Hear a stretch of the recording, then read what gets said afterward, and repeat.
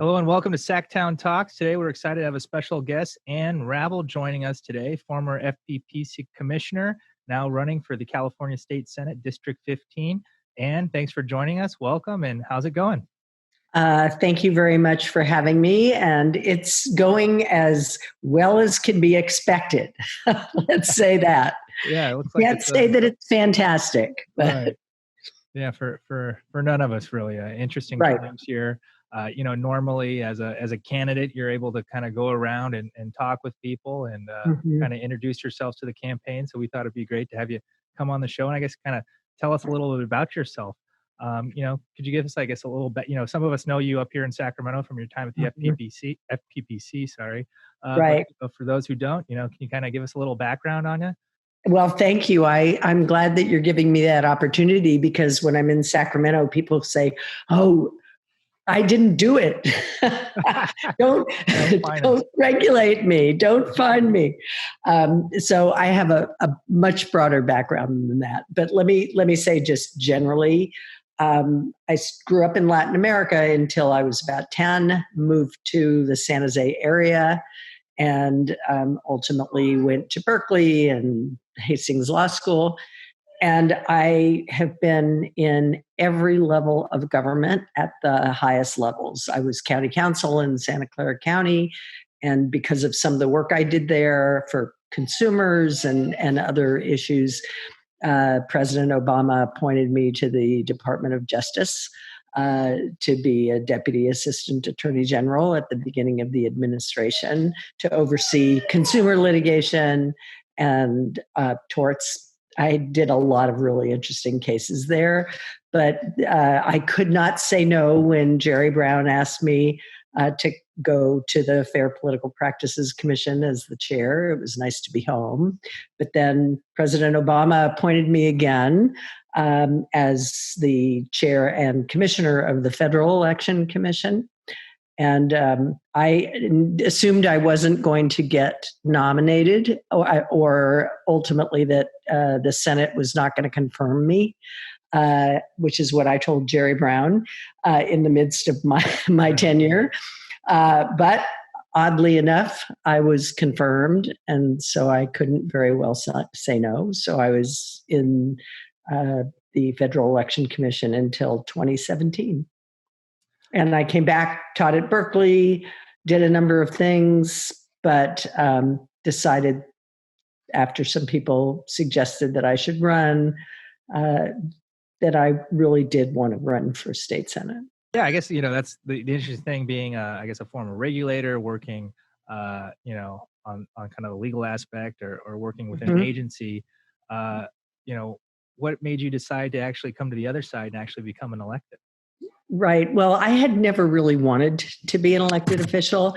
And in fact, I did not think that was the place where you could get a lot done because I've always been somewhat of an activist in the work that I've done and able to make a lot of change. But several former legislators convinced me that you could accomplish things and it was important to do that. And the main thing that sort of set me over was seeing some of the issues that we're facing in this area in particular, but throughout California, different ones right now, but certainly when I decided to run. And I felt that they weren't being addressed. The homelessness had gone up significantly and was a really big problem, not only for the homeless, which it's obviously inhumane for them to be living on the streets, but it was a problem for people who were living around them and were worried about their security. So all of these things, and it had gotten so much worse than it had been. And also the difficulty of people being able to live in this valley because of the cost of housing, the cost of rental housing, and my own son and adorable grandchildren, more importantly, left and moved up to Sonoma for that reason. So, not too bad place to move, but no, but it was less expensive than Santa Clara Valley. Wow, yeah. a lot of us here in Sacramento have experienced that, where a lot of people are from the Bay Area are coming in here for a lower cost of living. I guess an interesting thing, talking to members of the legislature, everyone had a bill package coming in. We had a bigger budget. Things were going well here, California. Right. Then COVID-19 hit and everything's changed. As a candidate, I guess, how has your platform changed? Or has it in light of this COVID-19 pandemic? It has. I mean, I still think housing and homelessness is really important because for me, some of the major issues that we have here relate to economic disparity in this valley, which is incredibly a major problem because there's so many people who are very wealthy, and then there's a really large percentage of people who are not. But it certainly has changed. And looking at the state budget and thinking about what could happen and what could be done given that issue, I've thought, of course, healthcare is going to be very important, no question. Right. But I also think that thinking through priorities is going to have to be a major endeavor for someone in this role. And that's something that I know how to do, having been in government and having had to deal with 2008, the downturn, and running an office and being involved at the county and having to make a lot of cuts and make those hard decisions. And I had to do the same thing when I oversaw the civil division budget for part of it. When I was at the Department of Justice in 2009, where, we had to make a lot of hard decisions too about the budgets. And so that's something that I know how to do. I think I'm thoughtful about what our priorities are. And that's something that I would like to do. And I also know the state government to some degree, and I think it's possible to actually oversee some of the agencies and to determine whether the money that's being spent on certain things that the legislature thought were important back then right. are maybe not so important anymore. And that may be a way to at least not get enough money that we'll need, but get some money freed for more significant needs. Yeah. I guess taking us back, to the primary, there was a good number of folks in the race. You came out in the top two, against a sitting county supervisor. I guess, not being a local elected in the area and running against some of these, other local elected, how were you able to kind of get your name out there and get to the top two? Mm-hmm. Well, and you referenced this at the beginning, I spent a lot of time going door to door because I realized that personal contact makes a big difference. Right. And it did. It made a big difference. And because I grew up in Latin America, my mother was Brazilian, I speak Spanish and Portuguese. So I could go into those communities and talk to people in their own native language. So that was helpful as well because I did pretty well in those communities. But it was just being in events and doing things like that everybody does, but a lot of time spent doing that and trying to talk to people individually. I guess looking forward to November, now that you're in the top two, I guess, how are you going to transition your campaign? Are you going to still try to do door to door, or does that not look favorably now because of some of these, social distancing protocols? I guess, how does your campaign move forward, with a path to victory in November now? Right. Well, there's two ways. I mean, we're obviously not going to be able to knock on doors because I think people don't like that contact and they don't want you to be so close. And I understand it completely. But I do have a lot of young volunteers who will be willing not to knock on doors, but to go to neighborhoods and put handwritten notes and material, because I did a lot of that too when I did not reach people. I wrote notes on everything. It took a lot of time, but they were personalized, and I think that makes a difference. And so I would think people can drop things off in front of people's houses without risking the concerns. But one other thing that I've been doing is a lot of Zoom events. And I realized early on, because you mentioned my opponent is on the Board of Supervisors, and he's been having press conferences about COVID, and although he has no expertise. And so what I thought about was how to get people that did have expertise in issues that people care about, that people really are worried about now. And I have had a number of those events. I had one last week, I believe it was with Joseph Stiglitz, who's a Nobel Prize winning economist, talking about economic recovery from COVID and the reasons for economic disparity. And we had over 350 people sign up for that event. And I'm doing one coming up. You might ask me about campaign finance, and with Larry Lessig, and he's going to talk about how we reclaim our democracy. But also I did one with a doctor who was treating COVID patients, and people asked a lot of personal questions and things about transportation issues that we're still having. So I think that's the best way that I can think of to actually reach out to people about issues they care about. We're hearing from a lot of charities and kind of different type of, I guess, campaign finance type things, that I guess these Zoom events or these online events are actually quite successful and maybe even more successful than in-person events. I guess, are you experiencing the same kind of situation, or has it been difficult to get people online to kind of focus on these things? No, I think they've been very successful. A lot of people have signed up for them, but I still don't think it's the same. It just isn't. I mean, having somebody have to type in a question in the chat, or it doesn't feel quite as personal.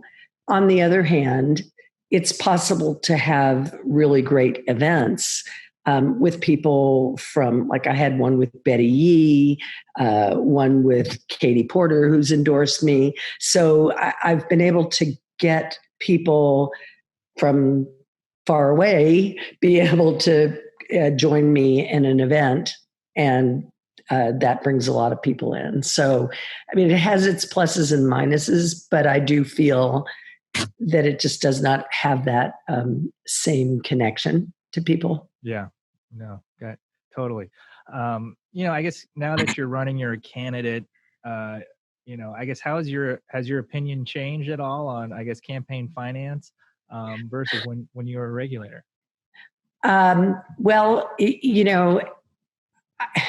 as a regulator, I thought that we needed to change our campaign finance system. Mm-hmm. And now I think it even more because, and not that people don't have to raise money for campaigns. And I always thought that was not the problem for me.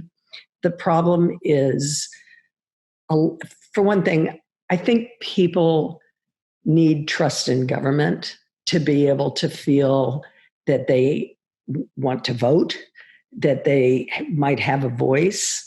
And I think a lot of people don't feel that anymore. They feel that they're left out because it's the special interests that are occupying all the space, and that they're the legislation, both at the state level and the federal level, favors people that are getting money from certain interests, and therefore it favors the interests. And so I think that that's a problem.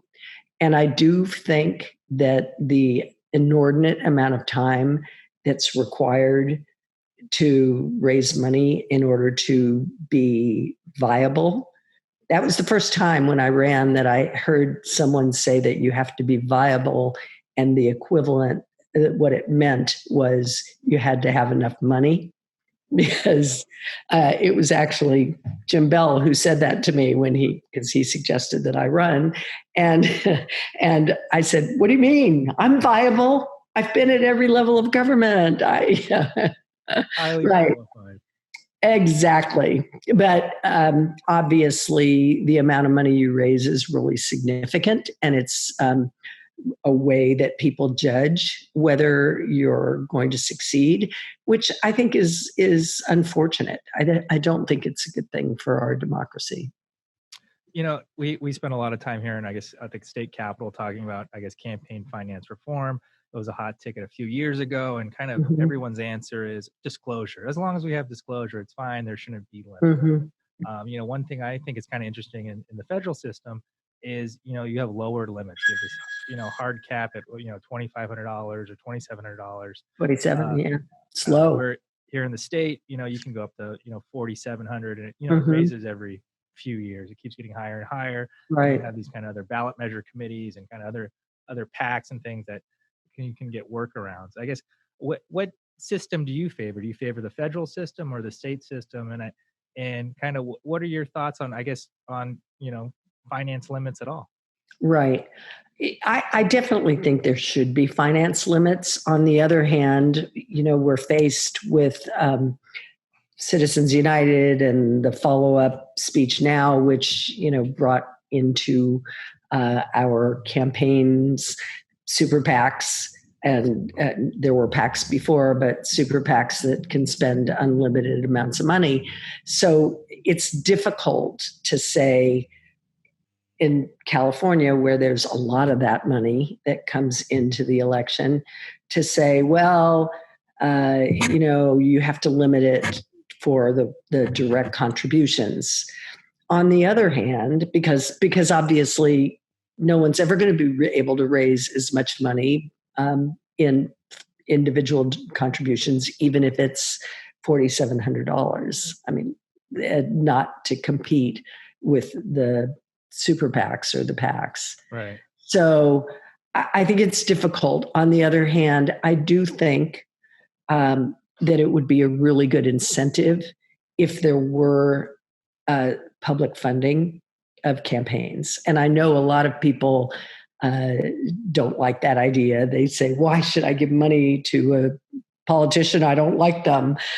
And I think that's a common refrain nationally.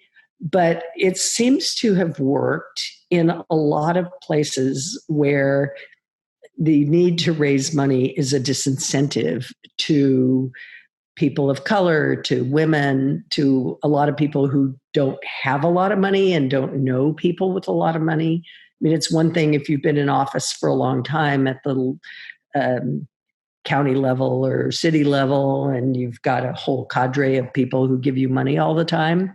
But for new candidates, it's definitely a disincentive to people.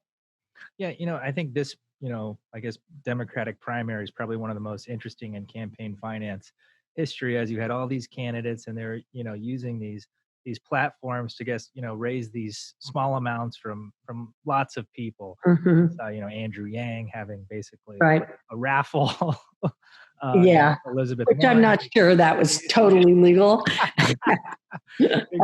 Exactly. But I guess there were more, grassroots. And I guess, this year you've seen more grassroots involvement than ever before. But I guess at the end of the day, the standard bearer, elected was there. Right. So I guess, do you see technology and kind of things like Act Blue and, people being more involved at grassroots level as something that's going to change campaign finance? Or, do you think that these big super PACs are still going to kind of control things? I will tell you that I am supported, and so I have personal experience with this. I am supported by the group End Citizens United, and they have a very large number of people who are supporters of theirs and will give to their candidates that they support. So in the primary, I had over 4,000 individual donors, but a lot of those donors from End Citizens United, and they all went through Act Blue, of course, Some people gave me $1.50. Right. Some people gave me, $5, and all of them are, great, except that, as I told my husband, I got this $1.50 for Mac Blue today, and I spent like 10 times that for my latte at Pete's. So I think it's really, it's great. And I'm proud that I have so many individual donors, that it's grassroots, but I don't think it can compete really with the amount of money that others have, and to be able to be viable and to be able to get your name out. It just isn't possible. Right. Kind of, I guess, back to Citizens United, we've had ballot measures. It's been a hot topic, and, there's a lot of will, at least here in California, to overturn that. But, I guess what's the path to overturning that? And, what would the system look like on the other end of that? Right. Well, it would be great if it were overturned, but given the Supreme Court that we have, right, that is actually somewhat more resistant than ever to campaign finance laws, I think it's not likely soon, no matter how much effort is made and how much anger people have about it. So it's going to be very difficult to do. I do think, one of the things you mentioned, and maybe I'm, jumping the gun a little bit, but there are other countries that have much better systems of campaign finance. Hard for a lot of people to believe this, but Mexico is one of them. And, just to the south of us. And the differences are that because of Citizens United, and because of a whole series of campaign finance decisions, the United States has a system where they do not value the importance for First Amendment jurisprudence, the importance of equality. That is, the importance of everyone having a voice in government. And so that is not a basis for us to be able to impose campaign finance laws. So unless there's some change in that approach, it's highly unlikely. Instead, it's a much more sort of libertarian view of the First Amendment and what the First Amendment requires, which is that the wealthy have a right to speak as much as they want. Right. And you cannot limit that. And so as long as it's independent and all of the things that are required, as long as there's disclosure, which we don't have, but those things are legal. In Mexico, they actually limit expenditures. There's only a certain percentage, a certain amount that you can actually expend in campaigns. And it makes a really big difference. And they're looking at it in terms of making sure that all people can participate. Although there also, a lot of the money goes through the political parties, but nonetheless, it's a much more regulated system. And as I told you, I've done a lot of sort of oversight over campaigns and gone to Latin America to discuss these issues because I'm on a number of international groups about it. And even in Brazil, they have a president like ours, but nonetheless, they have a campaign finance system too, where corporate contributions aren't permissible, and they do some really close auditing of where the money goes. The Federal Election Commission doesn't do that. Oh, interesting. Well, I guess a better system doesn't always mean a better end result. No, clearly not, without a doubt. Yes, but hopefully there can be a greater shift to where people don't feel so negative about government and about the institutions in government, and feel like they actually have some ability to make change. Right. And that's, I think, so important. Yeah, definitely. Yeah. I guess being in Santa Clara County, Mm-hmm. I guess, the rest of the state looks, to Santa Clara County and your health officer as kind of one Right. of the leaders in the COVID response. And, when she comes out and says something, everyone kind of listens. And, Senator Steve Glazer, has been very vocal on, the state needing to act and maybe going Right. back into a shutdown. I guess kind of what are your thoughts on, what's our path forward in solving this crisis and, getting the economy back to normal? Right. I absolutely agree about Sarah Cody. She was amazing to have been the first to say that we actually have to shut down, and that's important. And clearly, we have to do a lot of the things that they're recommending, which are wear a mask, be socially distanced, don't have these large groups of people inside or even outside that are close together, that there's a greater risk of spreading the virus. So all of those things I think are good. On the other hand, we know that the science and what we learn about the virus keeps changing. Right. And I think that one of the problems that we have, and even Santa Clara County had this, and I don't think it was Sarah Cody's fault, but early on, they made some distinctions about what were essential services. And those distinctions were nonsensical. They really were. One of them was if you're a construction worker and you're working on affordable housing, then you're exempt. But if you're working on market rate housing, you cannot do that construction work. That's not a health decision. Right. That's a political decision. And when people make those kinds of arbitrary decisions about things, the public loses faith. They lose trust, and they get angry. I mean, they're going to be angry anyway, no doubt. There's going to be those people who don't want to be told to do anything, and we have to, without question, we have. But I'm not sure I totally agree with Senator Glazer on that, in the sense that, yes, that health caution has to be one of the most important things we do. But I think we also have to remember that, especially in Santa Clara County, and this is true, I think, throughout the country, but in our county, we have a large Latino community, and they have 45% of the cases.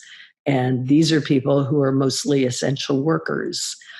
So we've got to be thinking a little bit more about how we can help people economically, because health is important.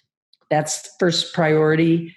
But I think we need to really think about what's going to happen, not just in the state, but in people's lives. If they don't have food, they don't have, the ability to work.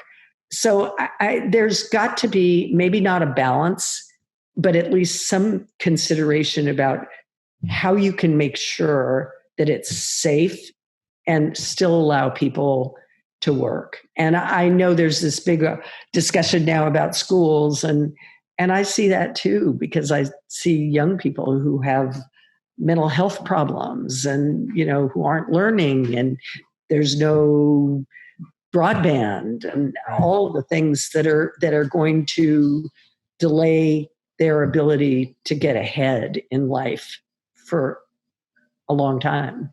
So I worry about both things. Interesting. Kind of this crisis has exposed a lot of our weaknesses here in the country, and kind of one thing that's really magnetized, in the last month or so is kind of, the equality issues, affirmative action, race relations in the state, how we police things.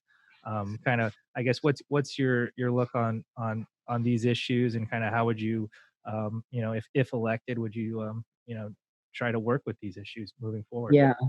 Well, I think those equality issues, and that's one of the reasons why I mentioned the number of cases with Latinos, but of course we know the same is true of African Americans. And I think we have to see that the only way we're going to deal with some of these issues, and clearly that's not a policing question, we have to deal with policing problems as well. But I think that a lot of it stems from economics as well. And the fact that we have such disparate ability for people to be able to succeed particularly in this county, but in the state. And it's because of institutional racism and other reasons that they're being kept back. And I definitely think we have to address those things. We have to make a difference. And I know people say maybe it's not education, that's not the difference. Maybe it's not where you live, and it's not just having a house. And I think we have to examine all of the aspects of the inequality and the racism that we've had, and try to get experts to look into these things and get statistics and find ways to fix it. We have to fix it. Right. I guess let's fast forward a little bit here to November. Let's, say you win, sworn in here in January. I guess, what's your first 100 days in office look like, and what are your goals going to be? Mm-hmm. Well, for one thing, one thing that would distinguish me, I believe, and I know you have a lot of legislators who watch this, so I probably shouldn't say it, but I will read every single bill. And I know there's a lot of them, although they're fewer now. Right. I think there's like 3,000 at one point. Exactly. Thanks to COVID, there's fewer. Right. But it's important for me to think through what the consequences are of every bill that's proposed and how it's going to impact different communities. I mean, I come representing everybody. And so, for me, it isn't about a certain interest or a certain group that wants something. While I will listen to everybody and hear what their views are and why things need to happen, and they know a lot more than I do, but I will also read about it and talk to people who are experts. I think, number one, that's my first priority, is to know that and to learn about every one of those things. I do think that the budget is a huge priority, and looking at just what I know and what I think has to happen. And it's related to some of the things we talked about, which is, how do we lift people up? How are we going to deal with people who don't have the wherewithal to be able to work even? Because all the jobs will be lost and all the small businesses are already starting to close. So how are we going to deal with that? I think we have to. And hopefully the administration in the federal level will change, and there will be money for California to augment the budget. But if not, we have to find what are the priorities and what are the biggest needs. So those are some of the things. I mean, obviously in the past, I would have thought about some campaign finance reform and things like that I know you're laughing because a lot of people do. They go, nobody votes on that issue. So I get it. But I think that is kind of at the base of where a lot of decisions are made without thinking. But on the other hand, I care more about people who have been left behind. And, for me, being in the state, my parents didn't have a lot of money. I put myself through law school as a waitress. So no one can do that now. They just can't. But I was able to do that. And look, we didn't have money. We were, my mother was an immigrant, and I was appointed by the president of the United States. I mean, Right. So I think it's got to be possible. We have to get back to that. Well, I know a lot of political attorneys are going to be disappointed that you're not running legislation to mandate at least a 16-point font on their mail. You know, I have a beef to pick with you. No, whenever I talk to people about the FPPC, and they're saying similar things, what people don't remember was when I started at the FPPC, the first thing that I did was a regulation review project, and it was to make sure that the regulations actually carried out the law, and that it wasn't just someone in the office who knew one legislator who had done some really bad thing and they wanted to write a regulation about it. And I made them tell me for every proposed regulation and the ones we already had, whether or not compliance and the cost and the difficulty of compliance was outweighed by, some other factor. It had to be more important to let them do that. But I frankly don't really believe in excessive regulation. And I much prefer to think of my time at the FPPC as being the person who went after the Koch brothers before the election and or committee, and made sure that there was disclosure about it. Oh, yeah, I remember that. Was that the $1 million fine? $1 million fine and $15 million that had to be disgorged back to the state of California. Yeah, I remember that. Yeah. So, I mean, I'm more proud of that because that talk about disclosure, that happened right before the election, a couple days before the election. Right. And it was very unusual because usually they waited until years later. The FPPC is now so far in arrears, and it doesn't mean anything. It's just a cost of doing business. So that's really what I'm proud of from both of those things. After the election, it's already happened. Why bother? Right. And you might remember, I mean, it was, I'm totally independent, but I know Jerry Brown was great because one of the measures that they put the money towards was his tax measure, augmenting tax on the wealthy. Right. And so he went all over the state talking about these nefarious outside interests that were trying to change California elections, and it was great. He was brilliant. That's pretty funny. Mm-hmm. Well, thank you for taking time with us and chatting with us today. I guess if some of us want to get a hold of you or follow your campaign, can you give us some of your information? I will. So my campaign website is Ravel. It's RAVEL for FORCA, all one word, .com.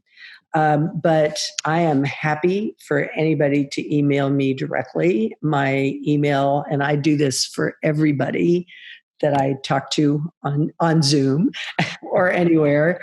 My personal email is ann.ravel@gmail.com. And I would love to talk to anybody about the campaign or about issues that they think I need to know something about. Okay, great. Well, thanks for taking the time with us. Thank you. I appreciate it. We'll be talking to you after November about your victory. Thank you. No doubt. It's absolutely going to happen. Thank you. All right. Take care. Thank you so much.